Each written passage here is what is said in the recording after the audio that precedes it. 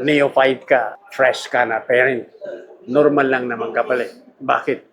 Wala nang kurso on parenting. Walang formal course on parenting.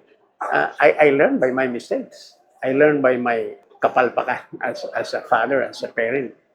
So, normal lang yun. Pero, hindi naman ibig sabihin na dahil lang nagkamali tayo, magiging negative na tayo or susurrender tayo. Failures are not reasons to surrender. Failures are reasons to fight and learn from it. So, instead of blaming yourself, magkamali ka as a new parent, you should be excited of learning rather than being guilty na you're not doing well as a parent. Just be excited to learn because life is dynamic. There is no stopping to learning.